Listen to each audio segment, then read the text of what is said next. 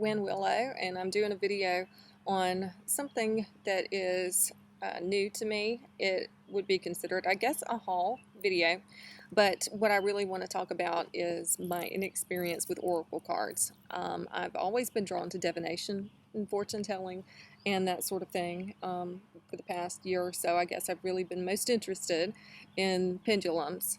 I should have brought mine out here to show. I'll see if I can go get it and put it in there at the end of the video. Anyway, I've had tarot cards before. The first deck of tarot cards I got, they were a gift from a friend of my mother's, an older lady who now, in retrospect, I'm sure she was probably what we would consider a witch. She gave me these cards. I think I was maybe 12.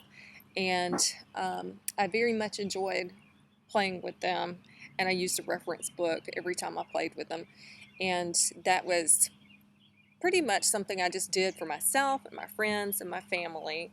And it seemed like every time I read for someone else, something bad would show up in the cards, and something bad would later then happen to or around that person. And so for a while, I was spooked as maybe a 13 or 14-year-old kid into staying away from the cards.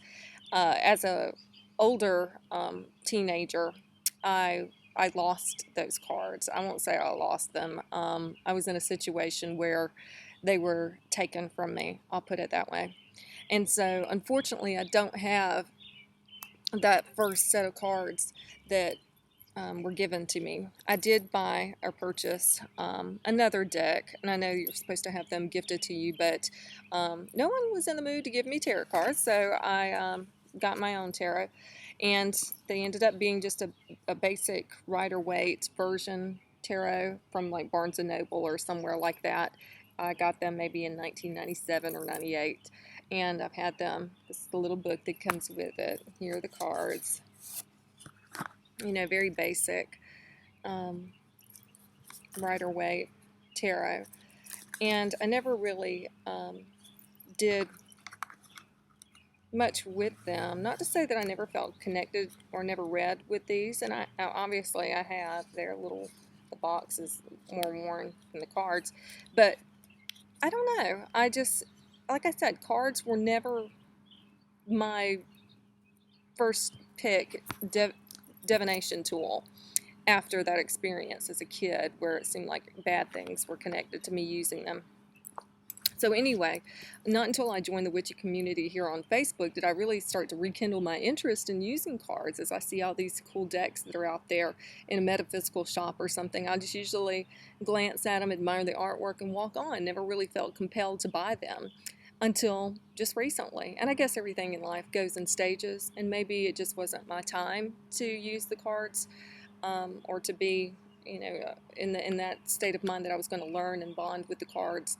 Anyway, I do want to show you, I have one other deck that I've had, and it's the Gypsy Witch fortune telling cards, which are basically, if you're not familiar, they're the regular deck, and then it has something that's associated with the gypsy fortune telling culture of using a regular deck of cards. So, you know, this is pretty cool. To be honest, the reason I went out and bought these, there was a show on maybe TLC or A&E at one time. It was called Psychic Tia, and it was about, I can't remember her last name, a lady named Tia who owned a shop in Salem called The Craft, or around Massachusetts way somewhere, and she used these in her readings for people. Maybe you've seen the show or not, but anyway, it kind of rekindled some of that interest in fortune telling with cards. And anyway, so I do have a deck of these, and they're the typical Gypsy Witch cards. Again, still not using them all the time. Still, even after I purchased them a few years ago, was not, you know, a really big fan of going to those as my first choice for divination.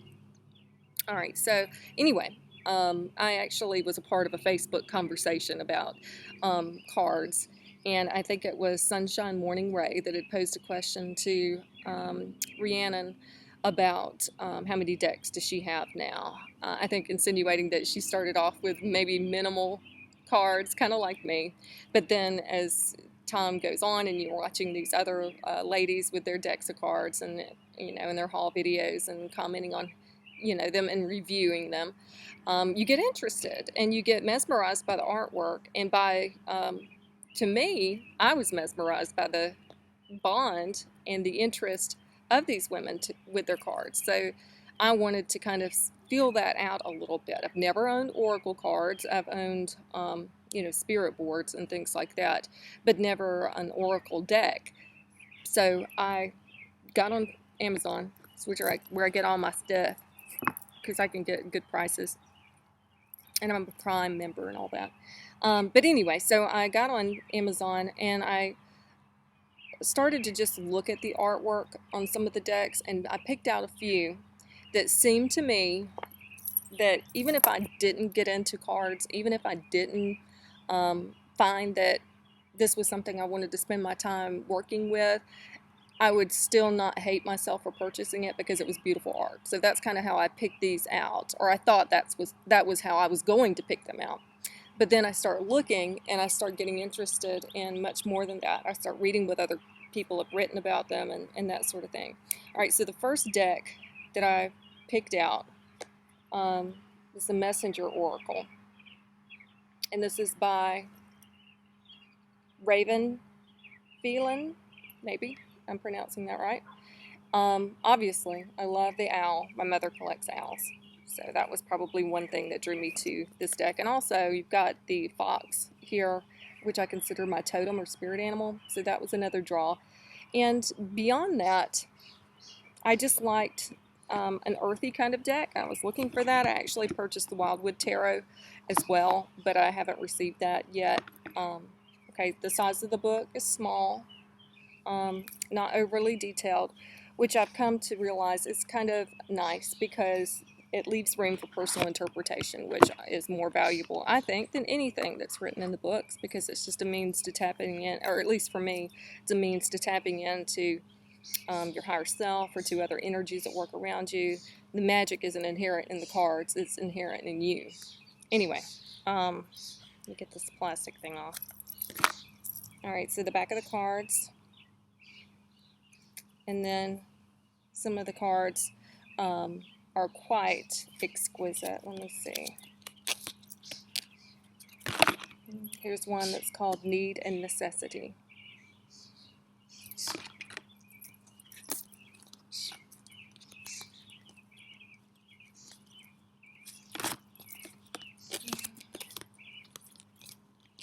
They do have animal motifs throughout. This is Nourish the Soul. You've got some dragon action going on. Be patient. Another dragon. Stay strong. This is a good deck to just draw one in the morning or the night before you go to sleep and you're expecting to get some sort of insight into your next day. It's a good tool for that one card divination. Honor Gaia. Gaia. You'll have to get used to the fact that I'm very southern in my speech, and sometimes the way I say things is not the way that everyone else says them. Let go of the old. I think that's really pretty. Trust in magic. So you get the idea. It's again my first experience with oracle cards, so take this with a grain of salt, I guess, because I'm no expert. But I love the deck. It's very intuitive. I slept with them the first night that they arrived, and I've been working with them pretty much daily since. And I really feel like I have made a connection with these cards. They feel good. They have proven to be good tools for me to gain insight into, you know, daily kind of things, and even 3-card spreads and things like that.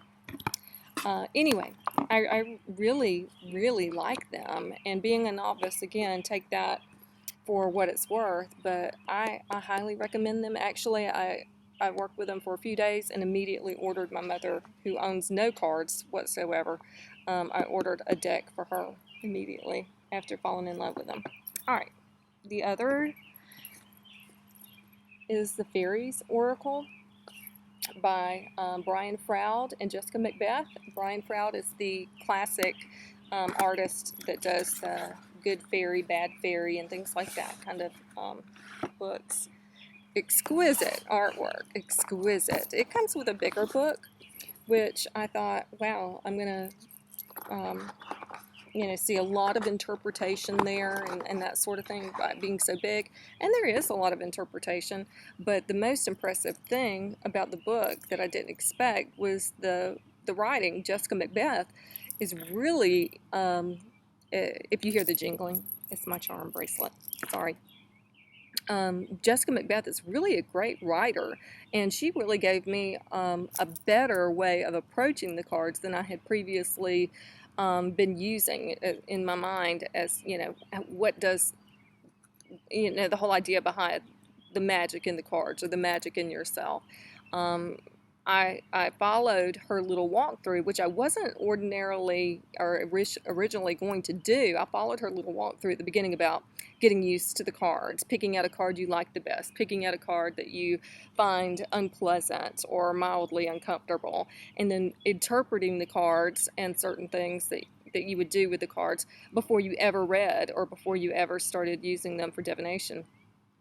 And surprisingly, when I did that, I really felt confident because here I was reading the cards intuitively, and even still now, I haven't referred back to the book very much for interpretation. Every now and then I do, just to see what it has to say, but it really has made me, and this is going to sound silly, it's really made my confidence level working with cards go sky high because I don't know, it's just something very much in that writing by her that I connected with and that I liked. Anyway, the cards are very pretty. Sylvanus. What was the card that I picked out that was the prettiest? There are lots in here that I think are just beautiful. And I like that they're not, pretty little pixie winged fairies on every single card. And again, it's Brian Froud, so, he shows the good, the bad, the ugly. The way that everything in nature really is, right? We don't have just one-dimensional world, so why would we think the fairy realm would be one-dimensional and all good and pure? This was the one I said was my favorite image. And I shouldn't say good and pure, but by our, interpretation of visionally or visibly, how about that? Visibly appealing. Not everything is visibly appealing in nature. And then I liked this one. It's the Green Woman. Very cool. All right, so I would give this one 2 thumbs up as well. And you're going to say, well, again, she doesn't have very many, and she hasn't worked with it very long, so she may not know what she's talking about. But for me, I found them to be very easy to connect with, and there are even little exercises you can do to connect with the fairy realm within this book, which is, fun. Singing with the fairies, dancing with the fairies, things like that is what it said. All right, the other deck is the Druid Tarot, and this tarot I got not necessarily because I consider myself to be on the Druid path or Celtic path, like most of the deck is very much in line with the Rider-Waite deck. Okay, so you have the Wands, you have the Cups, you have the Pentacles, but you have, a Celtic motif that runs throughout that I find appealing, and I do find the Celtic path appealing. I probably lean towards the Celtic and the Norse more than any other path. So that was one thing that attracted me to this. The High Priest. He's pretty cool. He's very rock star. Oh, I love this. Strength. I haven't worked with this one yet, to be honest. The moon. I love the wolves. But I intend to. I like the artwork. The book is, I don't know if I showed you this or not. The book is not huge, so it looks like the descriptions are pretty cut and dry. Again, leaving room for your personal interpretation to grow. And so that's something I plan to work with a little bit more in the coming days and the coming summer. I do want to say one other thing before I close. This has gotten long. I started a journal for working with these cards, and it's not a journal for one specific deck. It's a journal to encompass working with all of them, just so I can get a feel for things and reflect on them and see if my interpretation of certain cards is, changing, or if it remains the same. I feel like reflection is important with working with these decks, and it was also something I probably read somewhere, to keep a tarot journal, and maybe some of you do too. Maybe you can leave me some advice in the comments about whether that's been an effective way for you to grow as a card reader. Anyway, so that's what I wanted to share today. Thank you all for watching, and I would love to hear if you have experience with any of these decks, what your insights might be. Blessed be, folks. See you later.